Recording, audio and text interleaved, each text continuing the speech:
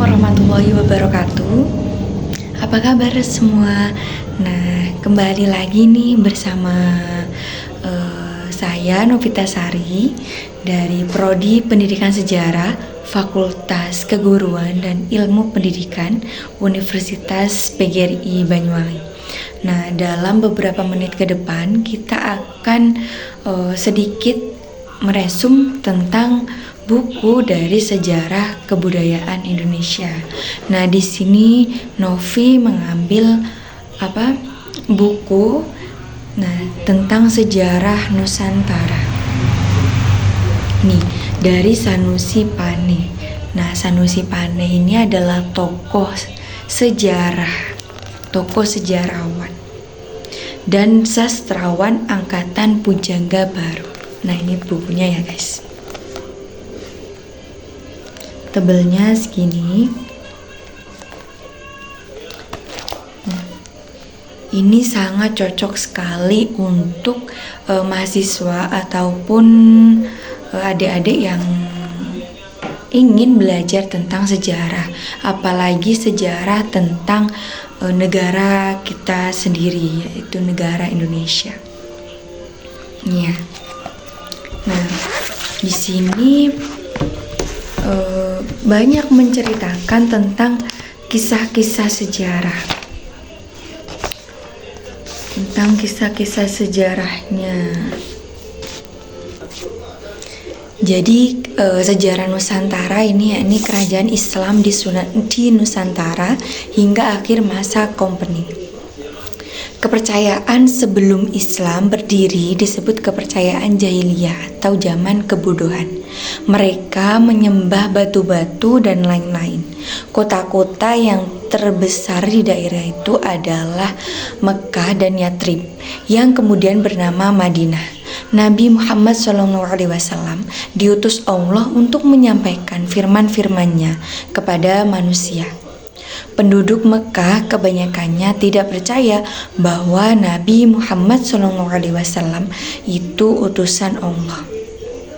Jadi banyak yang tidak percaya nih teman-teman tentang bahwa ada utusan Allah, yaitu Nabi Muhammad SAW.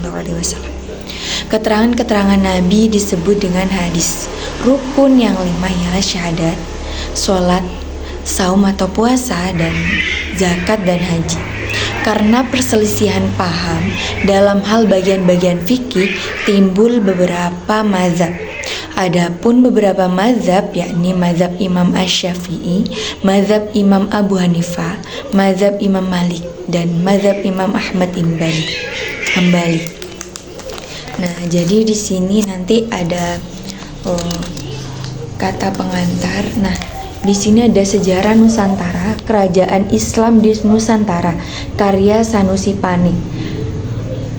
Terus diterbitkan oleh Sega Arsy, Jalan Asri Raya nomor 1, Gria Asri, Cisaranten, Kulon, Bandung.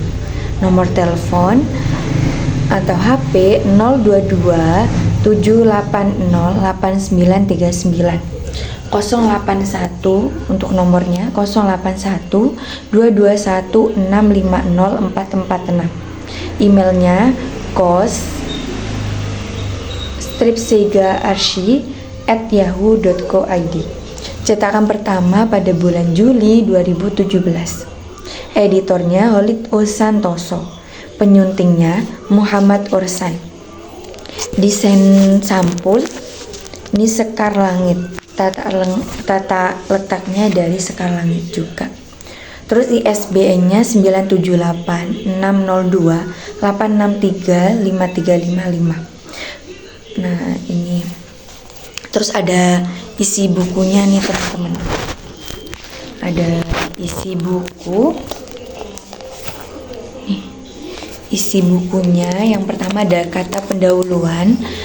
Bab 1 ini tentang Islam. Bab 2-nya Samudra Pasai dan Malaka.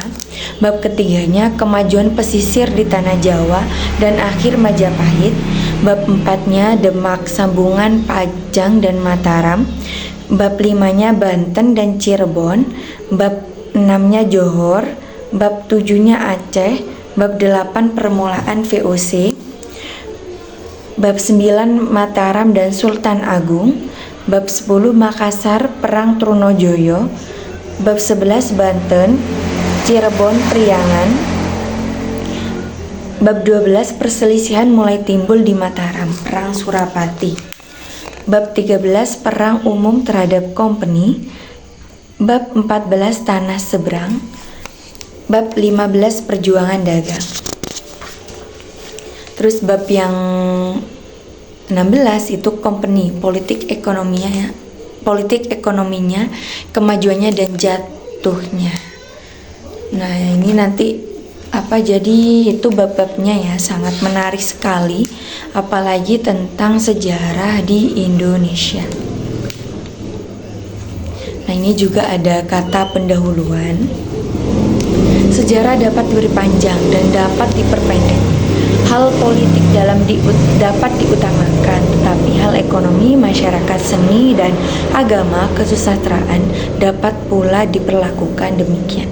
Bagian-bagian tiap hal itu dapat juga diperlakukan istimewa dalam sejarah Indonesia. Ini keempat bagian dicoba mencari perimbangan antara satu dengan lainnya. Dengan demikian tentu tidak ada bagian yang lengkap. Nah, ini kata pendahuluan, berarti udah ada bab selain buku-buku sebelumnya nih teman-teman. Sini sangat banyak sekali tentang pendahuluannya. Lanjut itu bab 1, yaitu tentang Islam tadi ya teman-teman. Kepercayaan, yakni sebelum Islam berdiri disebut kepercayaan jahiliyah atau zaman kebodohan. Jadi orang harus melalui 4 tingkatan sebelum mencapai tujuan, yakni syariah, thariqah, ma'rifah, dan haqi. Pengikut-pengikut tasawuf yang sungguh-sungguh memakai pakaian dari sufi, dan karena itu mereka itu disebut sufi. Yang dituju sufi ialah persatuan dengan Allah. Mereka itu tidak mengutamakan syariah. Kaum sufi ditentang keras oleh kaum yang hanya berdasarkan Al-Quran dan hadis. Samudra pasai menjadi makin besar karena 2 hal. Nah, ini kita udah masuk ke kerajaan-kerajaannya teman-teman. Jadi di bab Islam tadi, nah, firman-firman Allah terkumpul dalam Al-Quran. Jadi terkumpulnya dalam Al-Quran. Terus keterangan-keterangan Nabi seperti hadis tadi ya teman-teman. Syahadat ialah pengakuan bahwa tidak ada Tuhan lain daripada Allah dan bahwa Muhammad ialah Rasulullah. Sholat ialah sembahyang yang diwajibkan 5 kali sehari semalam, sebaik-baiknya bersama-sama dengan muslimin atau orang yang yakin kepada Islam. Yang lain-lain dengan menghadap ke arah Ka'bah atau kiblat dalam masjid. Jadi kita disarankan untuk berjamaah ya teman-teman. Pada hari Jumat dilakukan sholat yang istimewa di dalam masjid. Sebelum sembahyang Jumat dengan pemimpin imam, khotib pun mengucapkan khutbah di atas mimbar. Ada pula sholat yang lain-lainnya yang ada hukumnya sendiri-sendiri. Saum yang biasa disebut puasa di Nusantara ialah tidak makan minum dan tidak menjalankan larangan lain-lain sejak matahari terbit hingga matahari terbenam, berlaku selama bulan Ramadan. Tapi ada puasa-puasa yang lain teman-teman, yaitu puasa sunnah. Hari pertama setelah bulan puasa pada tanggal 1 Syawal dirayakan dengan bersukacita. Pada hari itu Idul Fitri diadakan sembahyang istimewa dan orang bermaaf-maafan. Jadi pada seperti yang Idul Fitri sekarang ya, kemarin-kemarin itu hari Lebaran, nah itu mesti ada ya teman-teman. Terus zakat ialah bagian harta benda yang harus diberikan kepada orang miskin untuk keperluan agama dan sebagainya. Meskipun orang memberi zakat, tetapi baik pula memberi sedekah walaupun tidak diwajibkan. Yang disebut haji ialah kunjungan ke Mekah untuk pekerjaan ibadah yang tertentu pada waktu dan tempat yang tertentu. Haji mulai dengan memasuki keadaan ihram, yaitu orang memakai pakaian yang tertentu dan tidak melakukan hal-hal yang tertentu, misalnya bercukur. Selanjutnya, orang mengelilingi Ka'bah 7 kali dan mencium atau menunjuk sebuah batu hitam yang ada di dalamnya. Setelah itu dilakukan perjalanan 7 kali antara Safa dan Marwah. Di Marwah orang bercukur. Pada hari yang tertentu orang pergi ke Arafah dan tinggal di sana beberapa lamanya. Setelah itu orang berjalan cepat ke Mina dengan berhenti sekali di tengah jalan. Di Mina dilakukan pengorbanan atau tepat pada hari raya haji Idul Kurban. Di situ pula lah terjadi upacara-upacara yang lain, melemparkan batu dan bercukur rambut. Kemudian orang kembali ke Mekah mengelilingi Ka'bah sekali lagi, dan di Mina dihabisilah keadaan ihram. Jadi itu ada kayak umroh dan juga haji ya teman-teman. Pengetahuan tentang rukun yang 5 itu adalah bagian pengetahuan tentang ibadah. Pengetahuan tentang ibadah itu bagian pula dan pada pengetahuan tentang syariah. Pengetahuan tentang syariah itu disebut fikih, dan orang yang ahli dalam ilmu fikih disebut faqih. Fikih berdasarkan Quran dan Sunnah, yaitu contoh teladan yang ditunjukkan oleh Nabi serta perkataan Nabi, serta ikrar atau keadaan yang dibiarkan oleh Nabi. Demikianlah ilmu fikih menguraikan apa yang fardu yang mesti dikerjakan, apa yang sunnah yang patut dikerjakan, apa yang mubah yang boleh dikerjakan, apa yang makruh yang lebih baik ditinggalkan dan pada dikerjakan, dan apa yang haram yang terlarang. Faqih harus pula mengetahui ijma', yakni putusan-putusan yang ditetapkan bersama-sama, dan pandai mengambil qiyas, yakni menentukan sesuatu sebagai akibat dan pada aturan yang pasti. Jadi ini hasil dari ijma'. Karena perselisihan paham dalam hal bagian-bagian fikih, timbul beberapa mazhab. Nah, seperti mazhabnya tadi ya teman-teman. Mazhab Imam Al-Syafi'i yang kedapatan sekarang di Nusantara, beberapa daerah di Afrika, di tanah Arab sebelah barat dan selatan, Malabar dan Coromandel. Mazhab Imam Abu Hanifah Turki, Asia Tengah dan India. Mazhab Imam Malik Afrika Utara, dan mazhab Imam Ahmad Hanbal Arab Tengah. Soal-soal keyakinan jadi acara usul ad-din, akar-akar agama atau asal usul. Bagiannya yang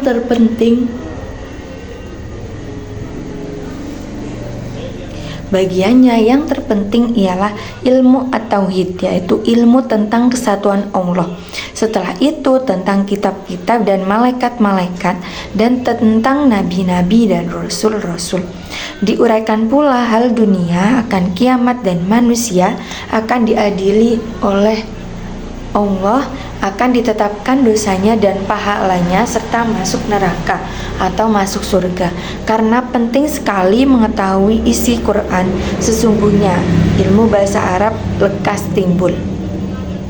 Ilmu fikih dan lain-lainnya ini timbul setelah Nabi Muhammad wafat. Bahkan pada ketika wafatnya itu belum semua firman yang dituliskan dikumpulkan. Nabi Muhammad SAW wafat pada tahun 632. Abu Bakar menjadi khalifah, yaitu kepala kaum muslimin. Persatuan tanah Arab terancam karena berbagai suku hendak meninggalkan Islam dan melepaskan diri dan Madinah. Tetapi Abu Bakar mampu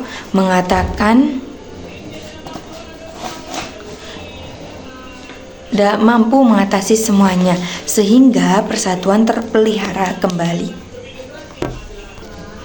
Khalifah itu menyuruh juru tulis Nabi Muhammad SAW menuliskan sekalian firman Allah. Mengumpulkan firman-firman Allah itu dilakukan dengan sangat teliti. Orang-orang yang dianggap tahu betul tentang firman-firman Allah yang turun ditanyai dengan seksama. Kemudian hadis dikumpulkan juga oleh berbagai pihak.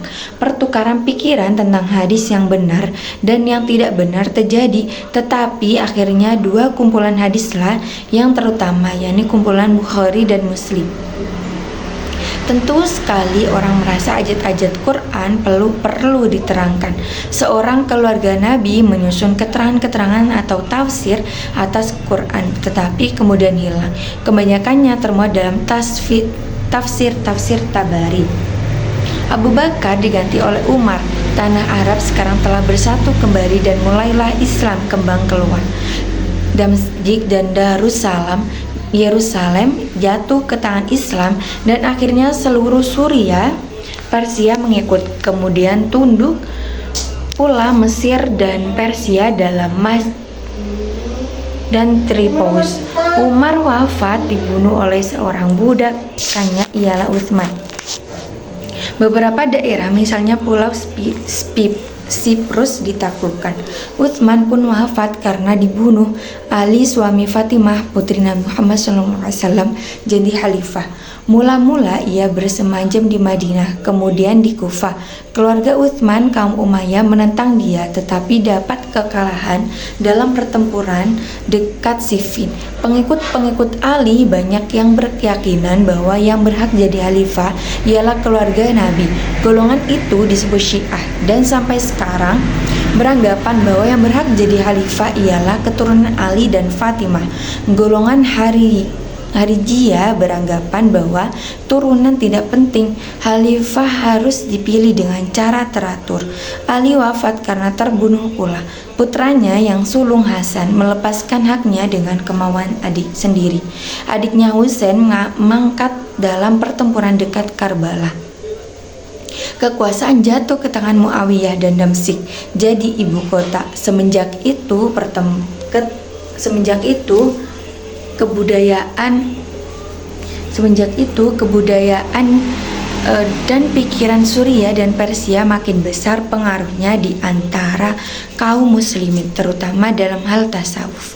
Pengikut-pengikut tasawuf yang sungguh-sungguh memakai pakaian dari suf, dan karena itu mereka disebut sufi. Keyakinan mereka itu banyak persamaannya dengan filsafat India. Memang filsafat India besar pengaruhnya atas pikiran Persia dan Suriah. Yang dituju sufi ialah persatuan dengan Allah. Mereka itu tidak mengutamakan syariat. Antara mereka itu ada yang mencoba mencapai persatuan dengan Allah dengan menyebut-nyebut nama Allah dan kalimat-kalimat terus-menerus atau zikir dengan diurut oleh bunyi rebana. Ada kalanya mereka itu bergerak-gerak dan menari. Kaum Darwin. Orang harus melalui 4 tingkatan sebelum mencapai tujuan, yaitu syariah, thariqah, ma'rifah, dan hakikoh. Perkumpulan-perkumpulan kaum sufi disebut thariqah. Pada mulanya anggota baru mendapat pengajaran dalam hal syariah. Kemudian ia diterima sebagai murid sesungguhnya sehingga ia masuk thariqah dan melangkah ke jalan yang menuju persatuan dengan Allah. Setelah itu kepadanya diajarkan ma'rifah dan akhirnya hakikoh. Antara pengikut-pengikut thariqah ada pula kepercayaan kepada wali-wali.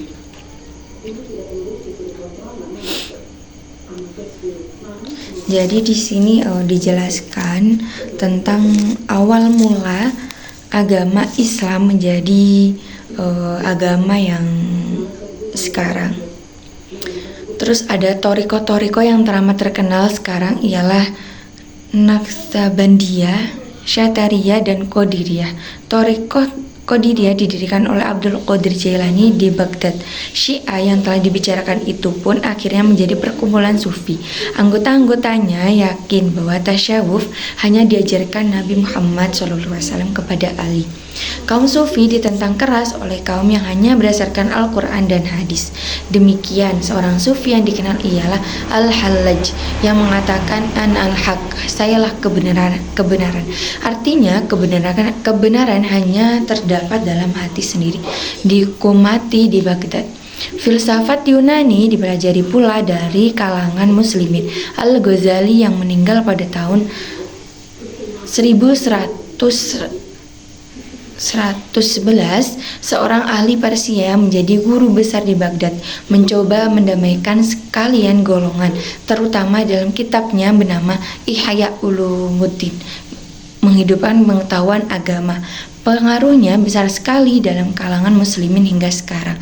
Jadi perpindahan pusat Islam ke Damsyik penting sekali, karena dengan demikian pusat Islam berdiri di tempat pertemuan berbagai-bagai bangsa dan berbagai-bagai pikiran.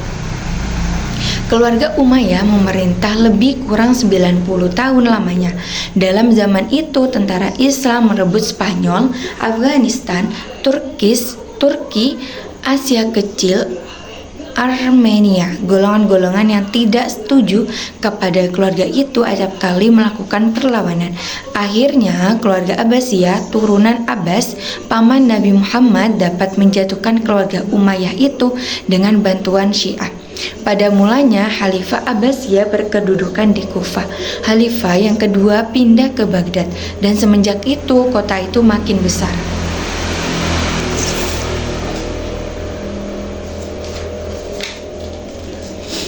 Menghubungkannya perdagangan timur dan barat, barang-barang dan timur, terutama rempah-rempah dari Nusantara, dia diangkut melalui Selat Malaka dengan membayar bea kepada Sriwijaya dan kemudian kepada Sambojaya. Setelah itu kapal berlayar terus ke Teluk Persia. Barang-barang diangkut ke Baghdad dan dari situ ke pesisir Laut Tengah. Dari sana ke bandar-bandar Italia, istimewa Genua dan Venezia. Dua ranting jalan itu melalui masing-masing Iskandaria dan Bizantium, Roma Timur, dan Teluk Persia diangkut. Kemudian terutama kain-kain dan kapas-kapas ke Nusantara. Meskipun Baghdad makin besar dan ramai serta menjadi pusat pengetahuan dan kesusastraan, tetapi dunia Islam makin cerai-berai. Spanyol melepaskan dirinya dan Baghdad di bawah pimpinan seorang keturunan Umayyah dan mendirikan khalifahan sendiri. Cordoba, Afrika Utara jadi merdeka pula. Mesir mendirikan khilafah, kemudian Persia memutuskan perhubungan dengan Baghdad. Asia Kecil, Pulau Siprus, Kreta jatuh ke tangan Bizantium. Roma Timur, pada akhirnya Baghdad sendiri direbut oleh bangsa Mongol dan jatuhlah khilafah keluarga Abbasiyah. Mesir jadi makin berkuasa dan jalan perdagangan pindah. Karena itu, jalan perdagangan yang baru itu ialah Iskandaria, Aden cabai di pesisir India sebelah barat bandar Gujarat. Ke Gujarat telah masuk agama Islam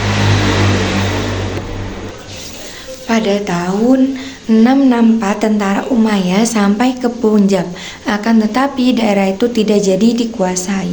Kemudian raja-raja Turki yang berkedudukan di Ghazna, Persia menaklukkan Baluchistan dan Afghanistan dan memasuki India. Ibu kota dipindahkan dari Ghazna ke Samarkand. Kemudian kerajaan itu dirobohkan oleh suku Turki yang lain. Keluarga raja yang baru itu menaklukkan Raja Putana, Delhi dan lain-lain, dan Gujarat pun jatuh ke tangannya. Demikianlah Islam masuk ke Gujarat. Gujarat sanggup memerdekakan dirinya kemudian karena kekuatannya bertambah besar, sebab Cambai menjadi bandar yang ramai. Bandar itu makin besar lagi karena perdagangan dengan barat makin berkembang, sebab orang Eropa makin mengenal barang-barang timur dalam perang salib dan makin banyak membutuhkan rempah-rempah.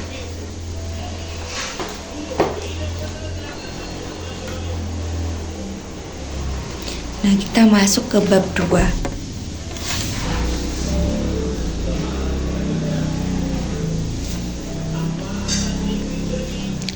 Bab 2, Samudra Pasai dan Malaka. Ini tadi Malaka tempat awal penyebaran Islam lewat perdagangan tadi ya. Nah, ini rempah-rempah dari Nusantara diangkut melalui Selat Malaka dulu. Nah, ini ke Malaka dulu. Lanjut ke Sambojaya, terus ke Teluk Persia.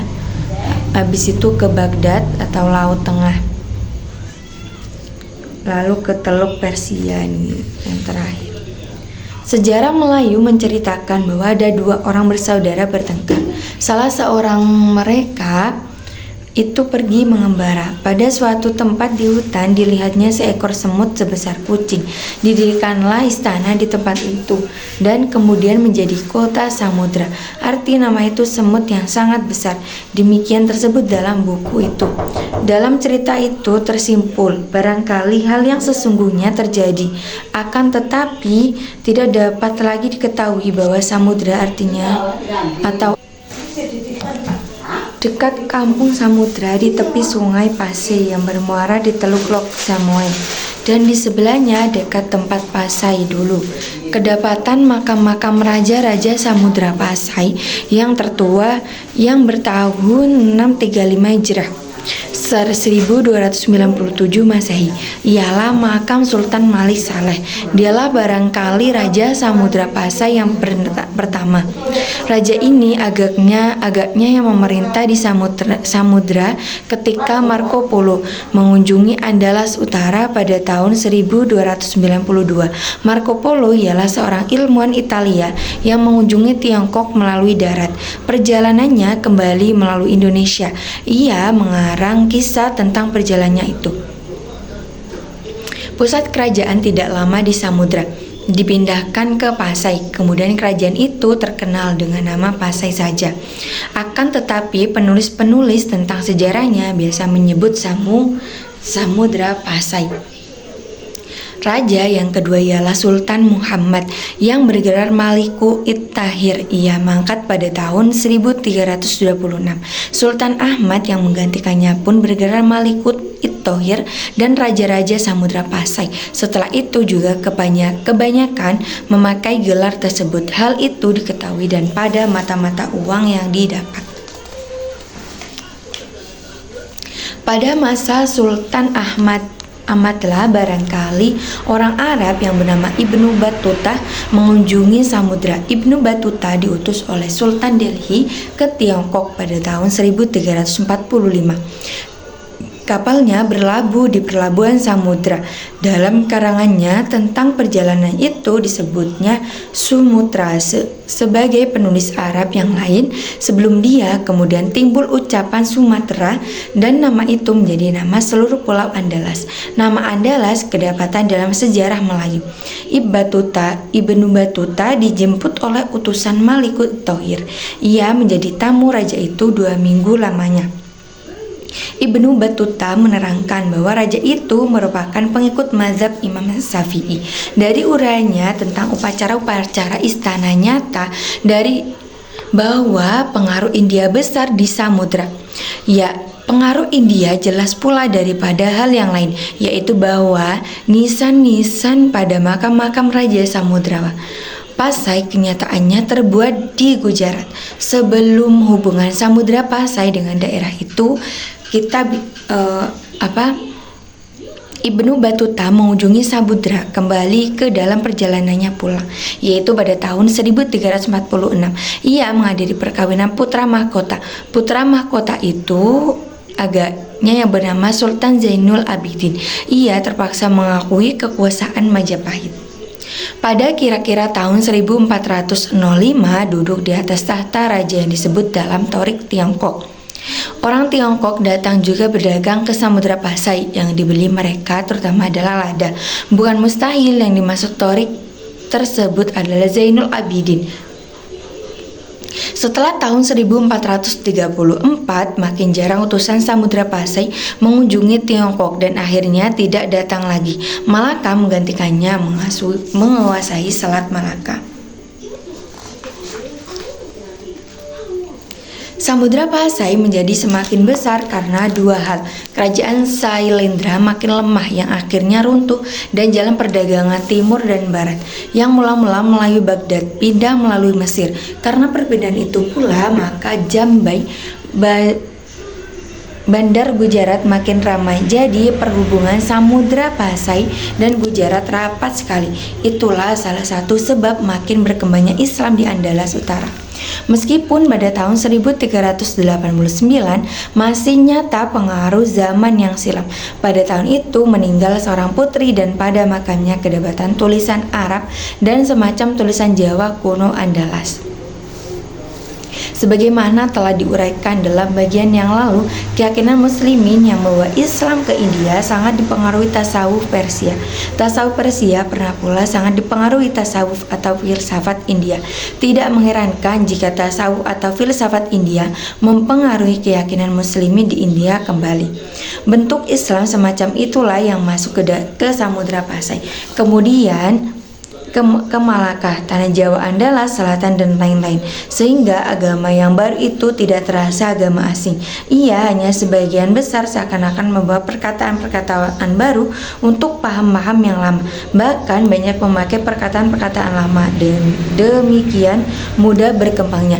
Jadi keadaannya demikian. Orang Nusantara mengutip zat-zat kebudayaan India, diantaranya banyak yang sama dengan kebudayaan milik orang Nusantara sendiri, dan menaruhnya dalam hubungan kebudayaannya sendiri. Setelah itu datang Islam dalam bentuk yang tidak asing baginya, yaitu berisi paham-paham India, sehingga pada umumnya diterima dengan mudah. Tidak mengherankan misalnya mereka menara Masjid Kudus merupai candi.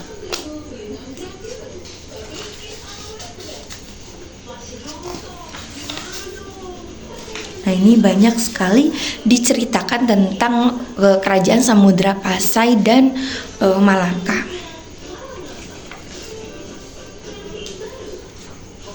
Lalu kita ke bab 3, yaitu kemajuan pesisir di tanah Jawa dan akhir Majapahit. Pelayaran antara pulau yang satu dengan yang lain Nusantara hingga India belakang dan Filipina dipegang terutama oleh orang Jawa. Mereka itulah yang mengambil rempah-rempah dan Maluku, membawanya ke Jawa Timur, dan dari sana ke Malaka. Lain daripada itu, mereka memperdagangkan hasil-hasil tanah Jawa sebagai beras, tenunan, dan garam. Di Maluku ada pangkalan-pangkalan Jawa yang tetap.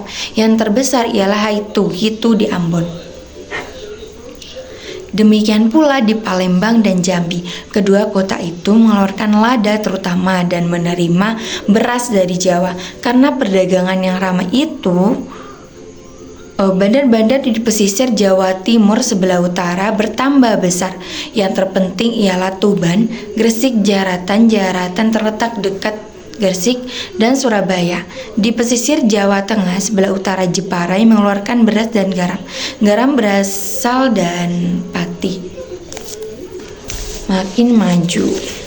Nah, ini udah masuk ke Pulau Jawa ya teman-teman. Di Malaka banyak orang Jawa, dan antara mereka itu makin banyak yang masuk Islam. Pelajar-pelajar dan saudagar-saudagar Jawa yang mengunjungi kota itu banyak pula yang jadi muslimin dan turut mengembangkan agama yang baru itu di tanah Jawa. Lalu agama Islam pun masuk ke dalam kalangan keraton Majapahit. Menurut cerita, ada seorang putri dan Cempo dari Cempo yang beragama Islam kawin dengan Raja Majapahit. Kuburnya ditunjukkan di tempat Majapahit dulu. Makam itu bertahun 1448. Boleh jadi makam itu bukan kuburan seorang Ratu Majapahit, dan boleh jadi pula tidak benar bahwa Putri Campa itu kawin dengan Raja Majapahit. Akan tetapi makam itu membuktikan bahwa pada tahun 1448 Islam telah masuk ke dalam kalangan tinggi di Majapahit. Yang dimaksud dengan campa dalam hal ini boleh jadi campa yang di Hindia Belanda, perahu-perahu Jawa sampai ke pesisir Hindia belakang. Tetapi seorang penulis menunjukkan kemungkinan lain, yaitu Jempa, asalnya campa yang di Aceh. Ipar putri Campa itu bernama Raden Rahinat. Ialah salah seorang wali yang dianggap menyebarkan Islam di tanah Jawa. Jumlah wali itu semuanya 8 atau 9. Menurut cerita-cerita mereka itu bekerja bersama-sama dan biasa berkumpul pada malam Jumat di Masjid Demak yang didirikan mereka itu sendiri dalam badan rohanianya. Gelar mereka itu menurut tempatnya masing-masing. Raden Rahmat berkedudukan di Ngampel, dekat Surabaya, dan karena itu disebut Sunan Ngampel. Ia kawin pada kurang lebih 1450 dengan seorang putri Tuban yang bernama Nyai Ageng Manila. dan seorang putri Tuban Nyai Ageng. Dan perkawinannya itu lahir seorang anak, Makdum Ibrahim, yang kemudian terkenal dengan nama Sunan Bonang. Anak Sunan Ngampel yang lain masih Munat bergelar Sunan Derajat. Kemudian ia berkedudukan di Derajat di daerah Sedayu. Sunan Bonang bersahabat dengan Raden Paku yang kemudian bergelar Sunan Giri. Raden Paku itu anak angkat seorang saudagar perempuan yang kaya di Gresik yang menyuruh dia belajar pada Sunan Ngampel. Sunan Bonang dan Sunan Giri hendak naik haji, akan tetapi hanya sampai di Malaka.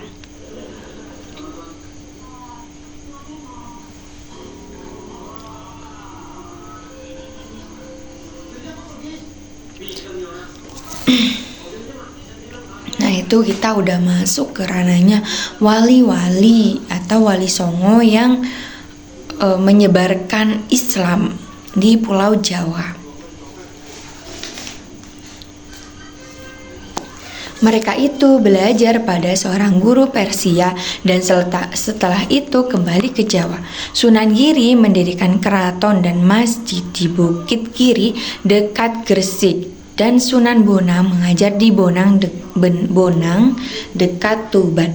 Wali yang lain-lain ialah Sunan Kalijogo yang berkedudukan di Adilangu dekat Demak, Sunan Kudus yang diam di Kudus, Sunan Muria yang bermakam di Gunung Muria, Sunan Gunung Jati yang menyebarkan Islam di Jawa Barat dan yang dimakamkan di Gunung Jati dekat Cirebon, dan Maulana Maghribi yang sebenarnya bernama Malik Ibrahim, barangkali seorang Persia yang berasal dari Kasjan. Malik Ibrahim itu wafat pada tahun 1419 sebagai tertulis pada makamnya di Gresik.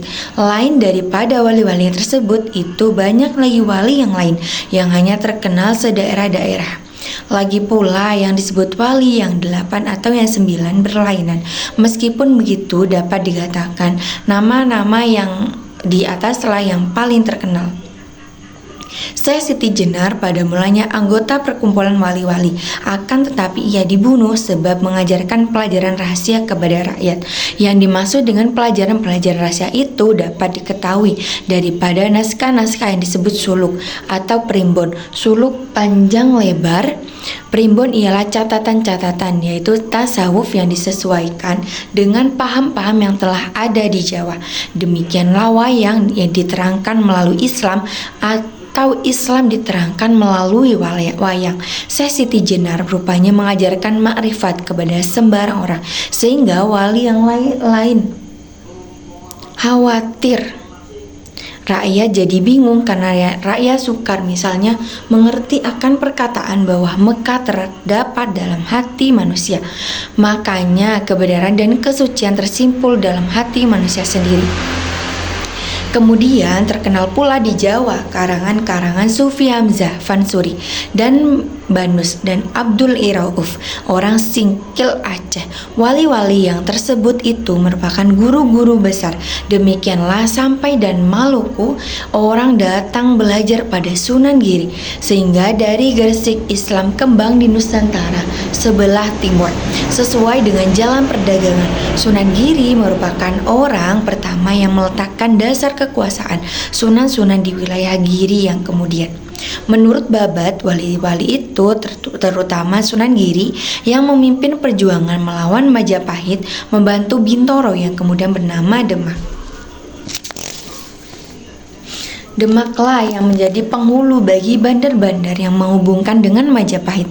Majapahit menghendaki upeti, bea dan lain sebagainya yang terasa berat oleh para pelaku perdagangan.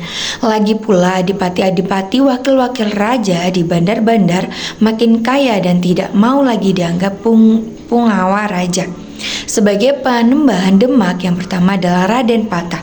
Menurut Babat, Raden Patah adalah putra Raja Majapahit yang penghabisan Brawijaya dengan seorang putri Cina. Dalam keadaan hamil, putri Cina itu mengikuti Aryo Damar, putra Brawijaya dari istri yang lain ke Palembang.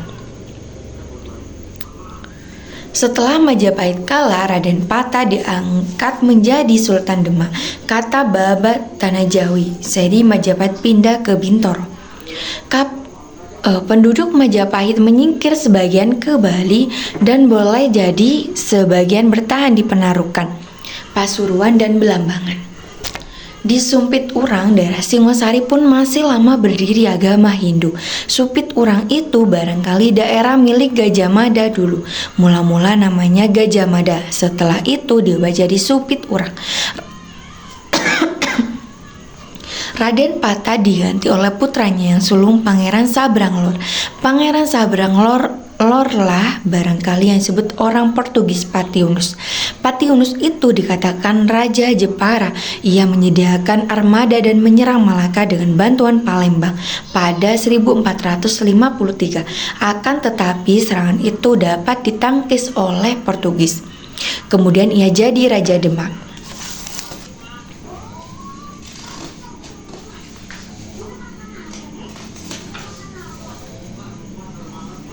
Nah itu ya teman-teman, resum dari sejarah Nusantara.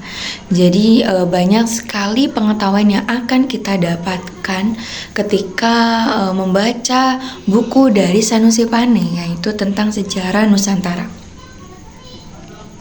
Nah di sini Sanusi Pane dilahirkan di Muara Sipongi, Tapanuli Selatan pada tanggal 14 November 1905. Adalah seorang pujangga besar namun memilih jalan hidup yang sederhana. Pada waktu bekerja di balai pustaka, dia sering membiarkan jatah berasnya membusuk di gudang karena tidak diambil. Bahkan selama bekerja dia tidak pernah mengurus kenaikan pangkatnya, sehingga sampai pensiun pangkatnya tetap sama. Ketika Presiden Soekarno akan memberikan Satya Lencana kebudayaan kepadanya, ia menolak sampai mengatakan, "Indonesia telah memberikan segala-galanya bagiku." Dalam sastra Indonesia, Sanusi Pane dikelompokkan dalam sastrawan angkatan pujangga baru. Namun jika sastrawan mempunyai kebebasan dalam menafsirkan suatu peristiwa dan bukan pencatat peristiwa sejarah, maka Sanusi Pane melakukan keduanya. Ia seorang penafsir peristiwa sekaligus pencatat peristiwa sejarah. Ia seorang sastrawan sekaligus sejarawan. Sebagai sastrawan sekaligus sejarawan, ia mampu menulis cerita fiksi berdasarkan data-data sejarah.